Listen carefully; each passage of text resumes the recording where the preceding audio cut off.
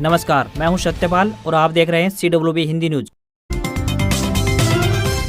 शक संवत 1945 विक्रम संवत 2080 आज आश्विन मास के कृष्ण पक्ष की प्रतिपदा तिथि और दिन शनिवार है। तदनुसार अंग्रेजी तारीख 30 सितंबर सन 2023। प्रतिपदा तिथि शनिवार दोपहर 12:22 तक रहेगी। इसके बाद द्वितीय तिथि प्रारंभ हो जाएगी। आइए सबसे पहले बढ़ते हैं दिन भर की सुर्खियों की तरफ।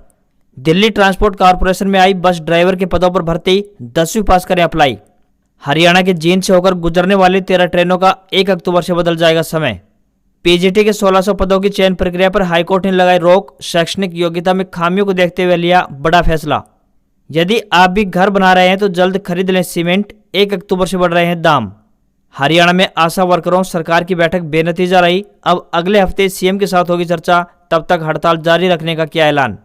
अक्टूबर से इन बैंकिंग नियमों में हो रहा है बदलाव, आपकी जेब पर भी पड़ेगा सीधा असर, बताएंगे पूरी अपडेट। हरियाणा के बिजली मंत्री का बड़ा ऐलान, स्कूलों और घरों के ऊपर से गुजरने वाली हाई टेंशन की तारें होंगी शिफ्ट। रोहतक लोकसभा में 6 एक्सप्रेस ट्रेनों का ठहराव होगा। कोसली, चरखी दादरी और जाटूसाना स्टेशन पर रुकेंगी। सांसद शर्मा रेल मंत्री से मुलाकात के बाद मिली मंजूरी। पाकिस्तान में एक दिन में 2 सुसाइड अटैक, 58 मौतें। नमाज और ईद ए मिलाद के जुलूस में हुए धमाके। बलूचिस्तान में ही 54 की जान गई। 2000 रुपए का नोट बदलने के लिए बढ़ सकती है डेडलाइन। आरबीआई अक्टूबर के आखिरी तक बढ़ा सकता है, पहले 30 सितंबर थी समय सीमा। सरकारी नौकरी अपडेट, दिल्ली पुलिस में कांस्टेबल के 7547 पदों पर भर्ती का आज आखिरी दिन। उम्र में SC व ST को मिलेगी छूट। न्यूजीलैंड ने छक्का लगाकर जीता world cup warm up match. 345 run बनाकर भी 5 विकेट से हारा पाकिस्तान। तो वहीं बांग्लादेश ने श्रीलंका को हराया। और अब खबरें विस्तार से। दिल्ली ट्रांसपोर्ट कॉर्पोरेशन यानी DTC की तरफ से ड्राइवर के पदों पर भर्तियां की जा रही हैं। जो भी उम्मीदवार इन पदों के लिए इच्छुक हैं वे अपने आवेदन ऑनलाइन माध्यम से भेज सकते हैं। आपको बता दें कि यह भर्तियां कॉन्ट्रैक्ट आधार पर की जाएंगी। इन पदों के लिए सिर्फ महिला उम्मीदवार आवेदन कर सकती हैं। आवेदन करने की अंतिम तारीख 31 अक्टूबर 2023 तय की गई है। इन पदों के लिए उम्मीदवार का 10वीं पास होना जरूरी है तथा उम्मीदवार के पास हैवी मोटर लाइसेंस भी होना चाहिए। आवेदकों को कोई भी आवेदन शुल्क नहीं देना होगा, यानी ये भर्तियां फ्री है। अधिकतम आयु सीमा 50 वर्ष तय की गई है। जो भी उम्मीदवार इन पदों के लिए इच्छुक है वे आधिकारिक वेबसाइट पर जाकर अपने आवेदन ऑनलाइन तरीके से अप्लाई कर सकते हैं। भारतीय रेलवे के द्वारा 1 अक्टूबर से ट्रेनों के संचालन के समय में बदलाव करने का फैसला लिया गया है। इस फैसले से हरियाणा के जींद स्टेशन से होकर गुजरने वाली 13 ट्रेनों के समय में असर पड़ेगा। मिली जानकारी के अनुसार बता दें कि दिल्ली बठिंडा और जयपुर चंडीगढ़ रूट पर चलने वाली 13 ट्रेनों के समय में बदलाव होगा। हालांकि समय सारणी में ज्यादा बदलाव तो नहीं होगा, लेकिन 5 से 10 मिनट आगे पीछे जरूर हुआ है। ऐसे में रेलवे यात्रियों को पुराने समय को भुलाकर नए समय के हिसाब से स्टेशन पर पहुंचने की आदत डालनी होगी। हरियाणा लोक सेवा आयोग यानी HPSC की तरफ से पोस्ट ग्रेजुएट टीचर्स यानी PGT के सिलेक्शन के लिए निर्धारित शैक्षणिक योग्यता में कुछ कमियों को देखते हुए पंजाब एंड हरियाणा हाईकोर्ट ने आयोग को चयन प्रक्रिया आयोजित करने पर रोक लगा दी है। इसके साथ ही PGT यानी कंप्यूटर साइंस के लगभग 1600 पदों पर चयन प्रक्रिया थम गई है। हाईकोर्ट ने अपने आदेश में बताया कि राज्य मानता है कि उसके नियमों और परिणामी विज्ञापन में निर्धारित न्यूनतम योग्यताएं राष्ट्रीय अध्यापक शिक्षा परिषद यानी NCTE की तरफ से तय न्यूनतम योग्यताओं से अलग है।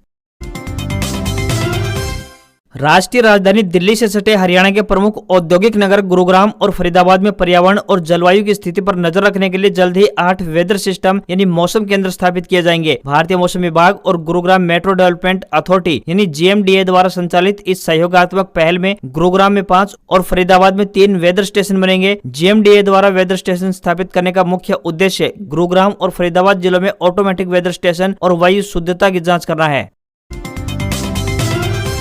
दिल्ली NCR क्षेत्र में पर्यावरण प्रदूषण पर अंकुश लगाने के उद्देश्य से साइबर सिटी गुरुग्राम में भी जिला प्रशासन ने पटाखों की बिक्री और इस्तेमाल पर प्रतिबंध लगा दिया है। DC निशांत कुमार यादव ने बताया कि 1 नवंबर 2023 से लेकर 31 जनवरी 2024 तक ग्रीन पटाखों को छोड़कर सभी प्रकार के पटाखों का निर्माण, बिक्री और इस्तेमाल पर रोक लगा दी गई है। वहीं फ्लिपकार्ट और अमेजन जैसी ऑनलाइन बिक्री प्लेटफॉर्म पर पटाखों की बिक्री का कोई भी ऑर्डर स्वीकार नहीं किया जाएगा। दिवाली, गुरु पर्व जैसे मौकों पर आतिशबाजी करने के समय रात 8 बजे से लेकर 10 बजे तक कराएगा। तो वहीं क्रिसमस और न्यू ईयर पर भी यह समय रात 11:55 से लेकर रात 12:30 बजे तक का होगा।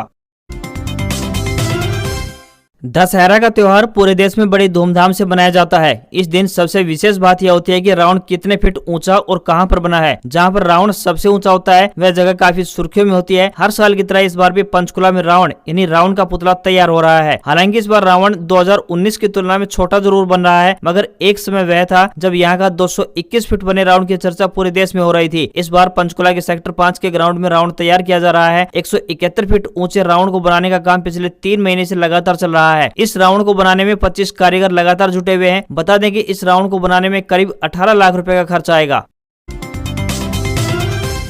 पिछले 54 दिनों से हड़ताल पर चल रही आशा कार्यकर्ताओं की शुक्रवार को हरियाणा सरकार के साथ 5 घंटे तक मैराथन बैठक चली और बैठक में सभी 10 मांगों पर मंथन किया गया, लेकिन सरकार ने केवल आश्वासन दिया। वहीं केवल आश्वासन पर हड़ताल खत्म करने को लेकर आशा कार्यकर्ता यूनियन पीछे हटने को तैयार नहीं है। ऐसे में बैठक के बाद यूनियन ने ऐलान किया कि जब तक उनकी मांगे पूरी नहीं हो जाती उनकी हड़ताल जारी रहेगी। पंचकुला के PWD रेस्ट हाउस में सुबह 11 बजे से शुरू हुई बैठक शाम 4 बजे तक चली। मुख्य प्रधान सचिव ने आश्वासन दिया है कि सभी मांगों पर सहानुभूति पूर्वक विचार करते हुए अगले सप्ताह तक मुख्यमंत्री के साथ बैठक कर मांगों का समाधान किया जाएगा। राज्य में आशा कार्यकर्ताओं की हड़ताल 10 अक्टूबर तक जारी रहेगी। वहीं 8 अक्टूबर को प्रदेश के सभी आशा कार्यकर्ता करनाल में ललकार रैली में शामिल होंगी। आशा कार्यकर्ताओं की मांगों की बात करें तो सरकारी कर्मचारी को दर्जा मिलना चाहिए, 26,000 रुपए न्यूनतम वेतन होना चाहिए, इंसेंटिव में 50% कटौती की बहाली होनी चाहिए, EPF और ESI की सुविधा मिलनी चाहिए। साथ ही रिटायरमेंट उम्र 65 साल करने और सम्मानजनक पेंशन देने की बात कही गई है। साथ ही ग्रेजुएटी की भी मांग रखी गई है। हरियाणा के ऊर्जा मंत्री चौधरी रणजीत सिंह ने कहा है कि प्रदेश में स्कूलों व घरों के ऊपर से गुजरने वाली हाई टेंशन तारों को शिफ्ट करने के लिए मुख्यमंत्री श्री मनोहर लाल खट्टर ने सैद्धांतिक रूप से अपनी सहमति प्रदान कर दी है। बिजली निगम अपने खर्च पर इन तारों को शिफ्ट करेगा। इस कार्य हेतु अलग से लगभग 151 करोड़ रुपए की राशि का प्रावधान किया जाएगा। चौधरी रणजीत सिंह ने कहा कि प्रधानमंत्री किसान ऊर्जा सुरक्षा एवं उत्थान महाअभियान यानी PM कुसुम के तहत प्रदेश में इस वर्ष 70,000 सोलर ट्यूबवेल कनेक्शन दिए जाने का लक्ष्य रखा गया है। किसानों का रुझान इसके प्रति बढ़ रहा है। उन्होंने कहा कि ढाणियों व डेयरों में व्यवहार्यता को देखते हुए बिजली कनेक्शन दिए जाएंगे। महीने के आरंभ में लेन देन के मामलों में कोई न कोई बदलाव होते रहते हैं। अक्टूबर की शुरुआत के साथ ही कई नियमों में बदलाव होने जा रहा है, जिसके कारण सीधा असर आपकी जेब पर पड़ने वाला है। अगले महीने से credit card, debit card, special FD आदि से जुड़े कई नियमों में बदलाव होने जा रहा है। 5 से 10 साल की अवधि के लिए एक विशेष FD योजना यानी FBI ने वरिष्ठ नागरिकों के लिए शुरू की थी। इसकी समय सीमा 30 सितंबर को खत्म हो रही है। उम्मीद है कि बैंक इस योजना में निवेश करने की आखिरी तारीख को आगे बढ़ा सकता है। अगर आपकी LIC बीमा पॉलिसी बंद हो गई है तो आप उसे दोबारा शुरू करना चाहते हैं तो आप शुरू कर सकते हैं। भारतीय जीवन बीमा निगम में 1 सितंबर से लेकर 31 अक्टूबर के बीच कुछ जुर्माना देकर बंद हो चुकी पॉलिसी को दोबारा से शुरू किया जा सकता है। वहीं 1 अक्टूबर 2023 से क्रेडिट और डेबिट कार्ड से जुड़े एक अहम नियम में भी बदलाव होने जा रहा है। अक्टूबर से नए क्रेडिट और डेबिट कार्ड खरीदते समय ग्राहकों को अपने कार्ड का नेटवर्क प्रोवाइडर चुनने की आजादी होगी। वहीं 1 अक्टूबर से TCS के नियमों में बड़ा बदलाव होने जा रहा है। अगर आप किसी वित्त वर्ष में विदेश यात्रा पर तय सीमा से ज्यादा पैसा खर्च करते हैं या फिर विदेशी equity, mutual fund, crypto currency आदि में निवेश करते हैं तो अब आपको भुगतान करना होगा। वहीं विदेश यात्रा पर 7 लाख रुपए से ज्यादा खर्च करने पर 20% तक TCS लगेगा।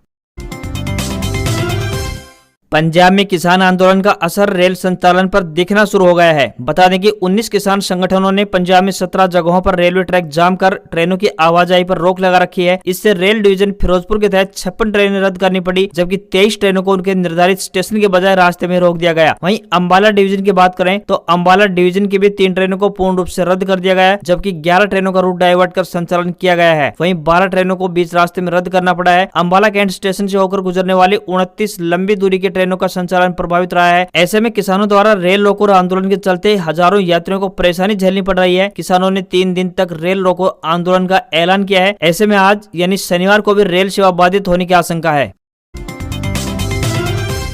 अगर आप घर बनाने की तैयारी कर रहे हैं तो आपके लिए जरूरी खबर है। महीना समाप्त होने से पहले अगर आप सीमेंट ले लेते हैं तो आपको काफी हद तक इसका सीधा लाभ पहुंच सकता है, क्योंकि अक्टूबर माह से सीमेंट का मूल्य बढ़ने वाला है, जिससे घर बनाते वक्त आपको काफी अधिक पैसा भी चुकाना पड़ सकता है। कल से अक्टूबर का महीना आरंभ हो जाएगा। बता दें कि कम मांग के बावजूद सीमेंट कंपनियां एक बार फिर से कार्टेल बनाकर 1 अक्टूबर से कीमत 15 रुपए प्रति बैग बढ़ाने जा रही है। सीमेंट कंपनियों का कहना है कि उत्पादन लागत बढ़ने के कारण वे कीमत बढ़ाने जा रही है। अब कंपनियों द्वारा एक बार फिर से बढ़ाई गई बढ़ोतरी के साथ बाजार में खुदरा में यह 400 रुपए प्रति बैग तक पहुंच जाएगा। इससे निर्माण कार्य पर असर पड़ना तय है।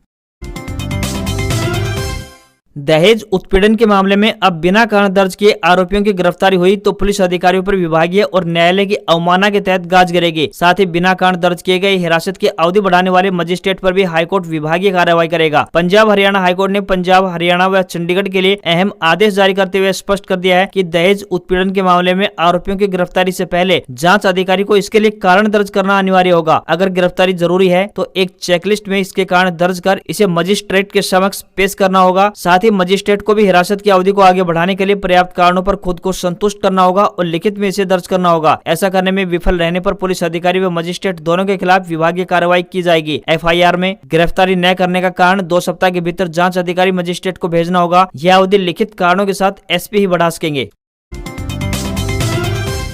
कुरुक्षेत्र में अंतर्राष्ट्रीय गीता महोत्सव में इस बार प्रधानमंत्री श्री नरेंद्र मोदी शिरकत कर सकते हैं। तय योजना सिरे चढ़ी तो प्रधानमंत्री के आने का महोत्सव में यह पहला मौका होगा, जिसके चलते महोत्सव बेहद खास होगा। इसी दिशा में तैयारियां भी की जाने लगी हैं। महोत्सव का आयोजन ब्रह्म सरोवर पर 7 से 24 दिसंबर तक किया जाएगा। मुख्य कार्यक्रम 17 से 24 दिसंबर तक आयोजित किए जाएंगे। इसी दौरान प्रधानमंत्री श्री नरेंद्र मोदी भी पहुंच सकते हैं। गीता जयंती 23 दिसंबर को मनाई जाएगी। इस दिन दीपोत्सव, दीपदान, सांस्कृतिक कार्यक्रम और 18,000 विद्यार्थियों का वैश्विक गीता पाठ होगा।